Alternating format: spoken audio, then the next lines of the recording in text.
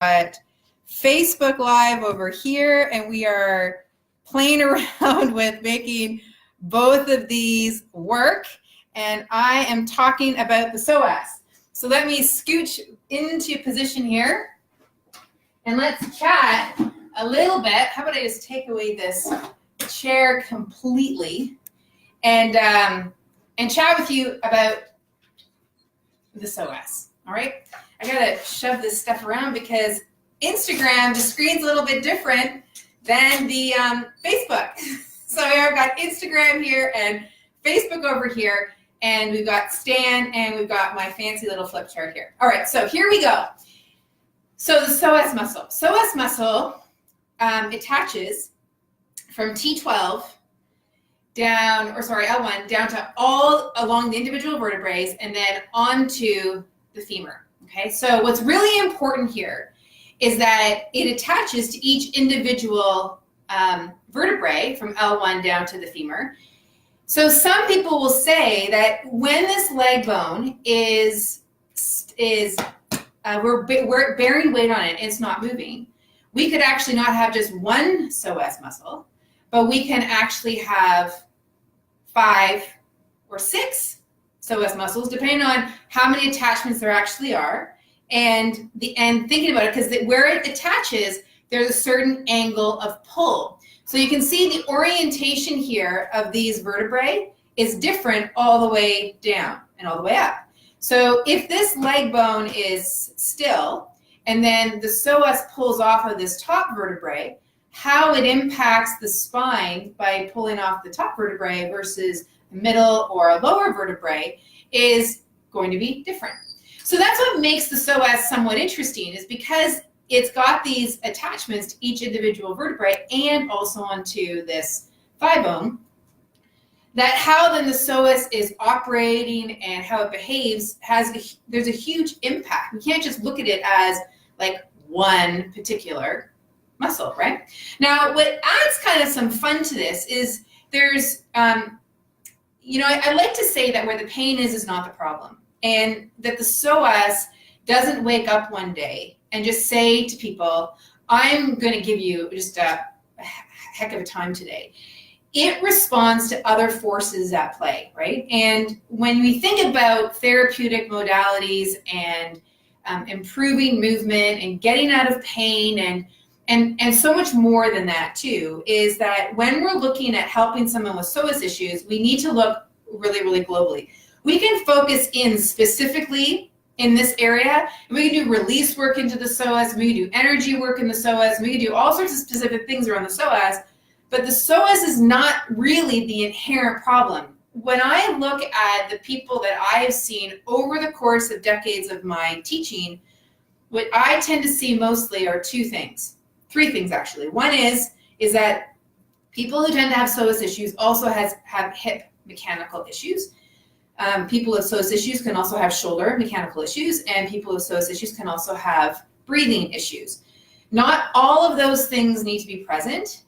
It could be just one of them. And we could also flip it on its head too, because we could have people who have shoulder issues, but their shoulder issues might be arising out of a psoas issue, or their hip issues might be arising out of their psoas issues. So what I really want to emphasize here is that it's not so much any particular fault. Like, we're not trying to focus in on a causal issue, like psoas issue must be cleared up in order to have hip issue cleared up, or hip issue needs to clear up before the psoas issue needs to clear up, or the breathing issue, or the shoulder girdle issue. This is something I really, really want to emphasize. I don't see this so much as a cause and effect scenario. What I see this actually as is more of a correlation. And if we can really take on this notion of correlation, I think we're going to get a whole lot further in helping people, and helping yourself and other people, and improving their state.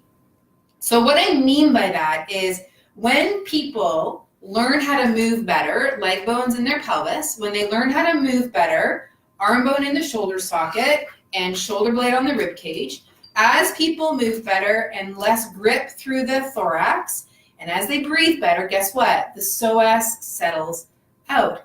It's incredible how much twisting and turning and contorted positions we can find ourselves in, which we can then relay back to the Psoas when we actually clear up all this other stuff that's in the neighborhood and around it.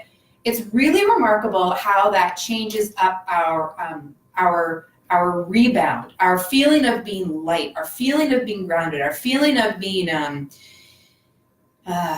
solid and stable in the world without having to be freaking rigid and bear against gravity. Like, how you see people and it almost looks like they have a hook that's lifting them up. It's like it's trying to prevent themselves from collapsing.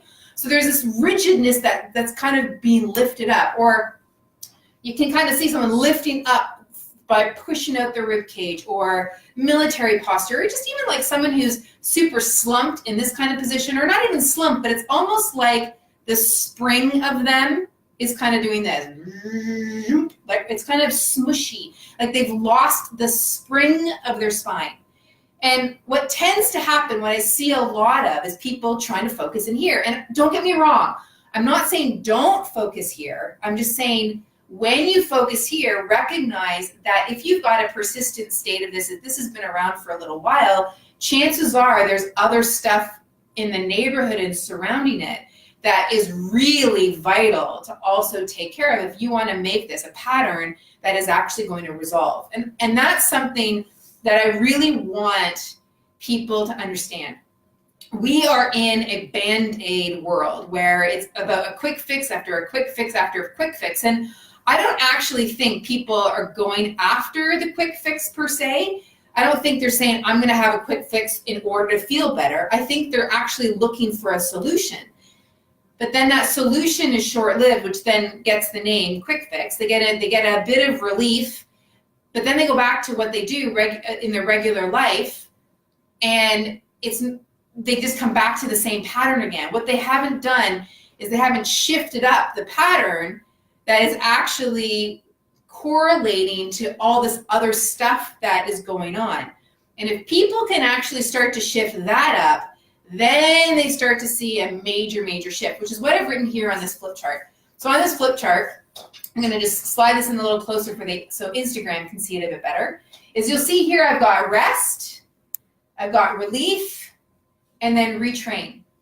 And so the first piece of this is that in order for us to settle out Psoas issues, we actually have to provide some rest to it. And we need to provide rest to ourselves. So remember what I said earlier about the spring being kind of like, or maybe being overpulled, or it's kind of wound up, or there's just there's texture to it. The tissue's not bearing load super well. When that happens, we need some rest to start off the game. And then we need to get some relief, because oftentimes when people have Psoas issues, there tends to not just be a Psoas issue. There tends to be pain and other scenarios that are going on elsewhere, whether it's SI or lumbar or somewhere through the rib cage or up through the neck. There's usually something else in addition to. So we want to then get some relief, and that's where we can just get a little bit of better movement happening through the hip, a little bit of better movement happening through the shoulder, a little bit of relaxation through the breath. Then the person starts to experience like, oh, there's something new here. There's a new possibility. I can actually possibly have this new world in my future. And that's a really important piece, because people won't change until they see a new possibility. People's beliefs won't change until a new possibility is revealed. And I really want to emphasize this, because it's not about that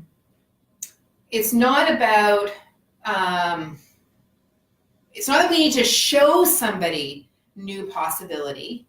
It's that we need to have them see new possibility as it's revealed to them. So when someone starts to move better and they can experience better movement and feel the result of better movement, feel the result of better breathing, feel the result of fill in the blank, then they're going to have a new possibility. Now, if there's somebody who has cycled around and cycled around and cycled around with quick fixes and this works and then that works and then the pain comes back and this works and that works and the pain comes back, then they'll probably have that new possibility and say, yeah, whatever, it's just going to come back, right? So they're in this cycle here. Then what needs to happen is there needs to be some more retraining. So what needs to happen in the retraining phase is that people then need to understand when their biomechanical patterns begin to break down before their pain starts to come back. So what I like to say to my clients is this, is in this hour session that you just had, where you've had some relief and you can feel some freedom in and around the psoas, you can feel freedom in other areas of your body as a result of the work we did, you now feel lighter and taller and more stable and grounded. And they're saying, yeah, I totally do. I feel great and I just want to go out for a run. And I'll say, that's great, go for a run. Bear in mind, though, that you don't have the integrity yet to be able to bear the load of running. So the chances of your pain scenario and other symptoms coming back is pretty likely. Even if you didn't go for the run, the pain scenario coming back or the other symptoms are pretty likely because you don't have the sort of the scaffolding or the integrity for your tissue to actually absorb the load associated with that activity. You've got some relief here, but you don't have sustainability around that relief. And so what I say to them is I want you to pay attention over the next 2 to 3 days. And I want you to notice when your biomechanical patterns start to deteriorate, because they will. And they kind of look at me like, what are you talking about, the will? I said, because all we've done is we've just worked here.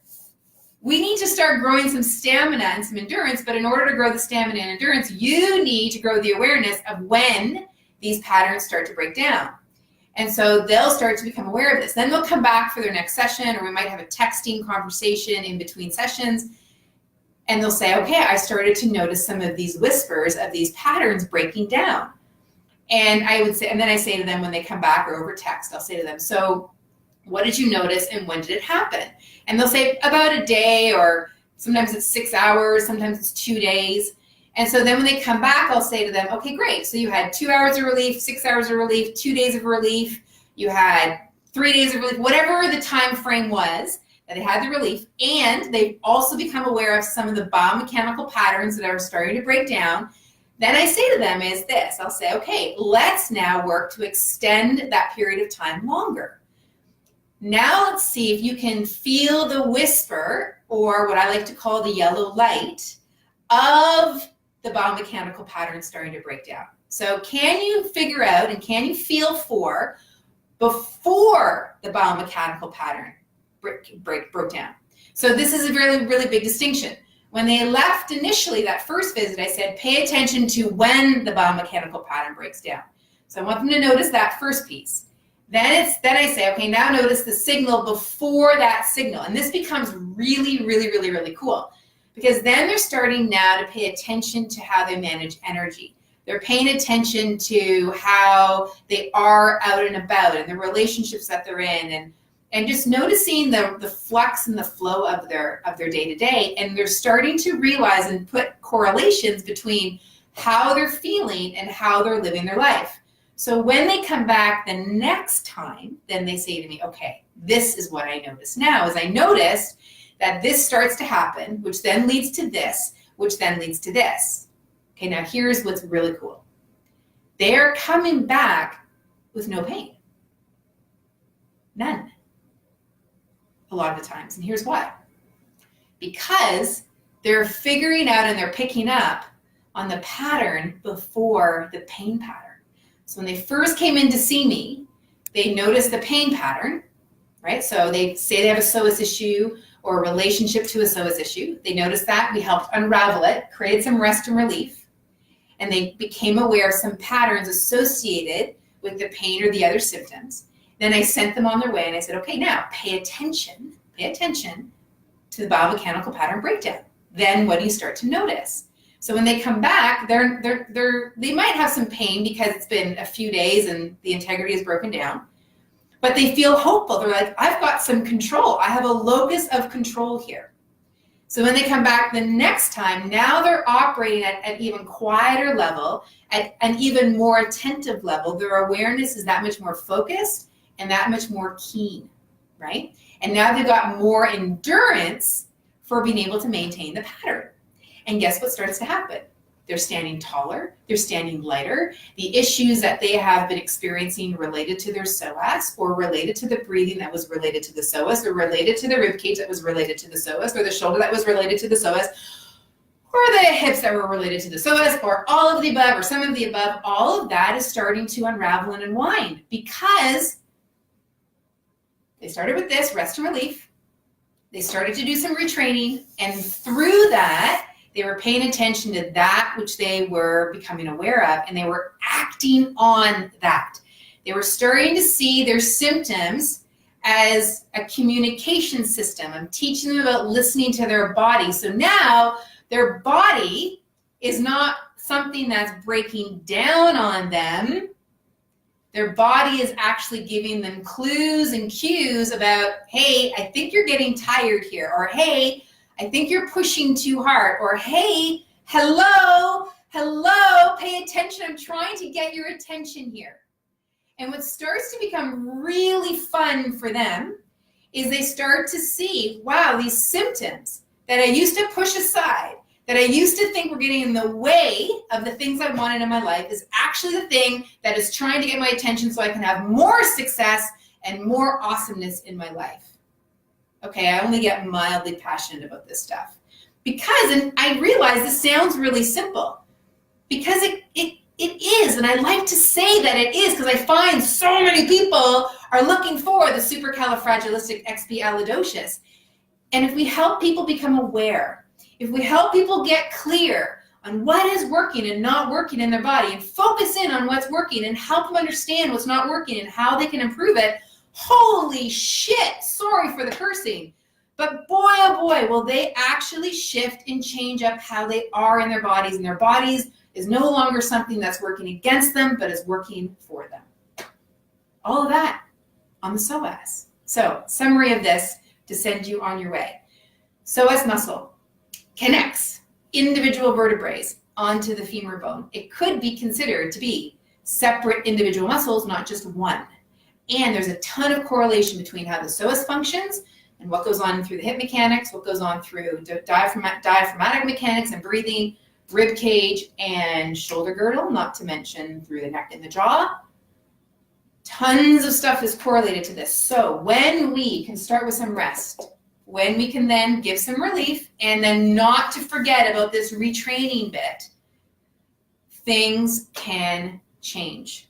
One last thing to send you on your way before I end this little live session is this. Just because you've had pain and strain for 20 years doesn't mean it's going to take you 20 years to have it relieved. If that were the case, when I started this, I was 25 years old, and most of my clients were 50. I never would have had a business. Things can resolve a heck of a lot faster than it took for them to get into the predicament that they are. The key factor, your awareness, your ability to rest, your ability to be aware of as you get relief, and then retrain. I'll be back again for another live video this week, so stay tuned. Looking forward to checking back in.